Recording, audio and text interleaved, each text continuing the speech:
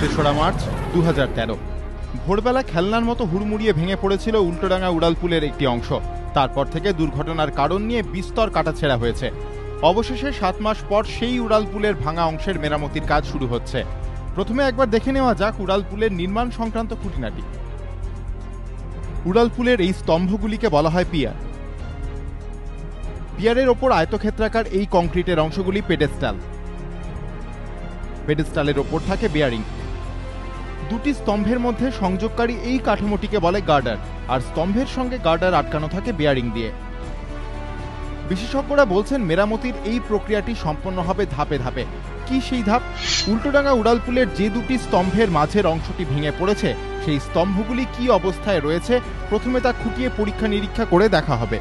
দুর্ঘটনায় উড়ালপুলের ভেঙে পড়া অংশের পেডেস্টালও ক্ষতিগ্রস্ত হয়েছে।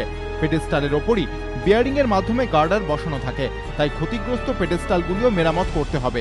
বিশেষজ্ঞদের মতে ধারণ ক্ষমতা বাড়ানোর জন্য পেডেস্টালের মধ্যে লোহা ব্যবহার করা যেতে পারে। উল্টোডাঙ্গা উড়ালপুলের যে গার্ডারটি ভেঙে পড়েছে সেই অংশটি ধনুক আকৃতি। ওই গার্ডারটি মোট 3 ভাগে নতুন করে তৈরি করা হবে, তারপর সেটি বেয়ারিং এর ওপর বসানো হবে।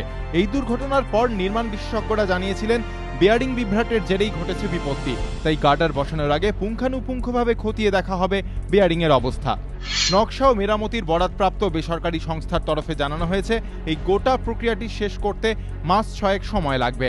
এই কাজে তত্ত্বাবধান করবে রাইটসের প্রজেক্ট কোঅর্ডিনেটর দুলাল চন্দ্র মিত্র জানিয়েছেন তারা নির্মাণ প্রক্রিয়ার গুণগত মান খতিয়ে দেখবেন। পুরনো গার্ডারের নকশা ও নির্মাণে যে ভুল ত্রুটি ছিল তা শুধরে নতুন গার্ডার তৈরি করা হবে। দীর্ঘদিন ধরে এই ফ্লাইওভার বন্ধ থাকায় যাতায়াতের ক্ষেত্রে কিছু সমস্যার মুখোমুখি হতে হয়েছে শহরবাসীকে। তবু তাদের মতে মেরামতিতে সময় লাগলে ক্ষতি নেই, কিন্তু নিরাপদ হোক যাত্রা। ময়ূক ঠাকুর চক্রবর্তী, এবিপি আনন্দ।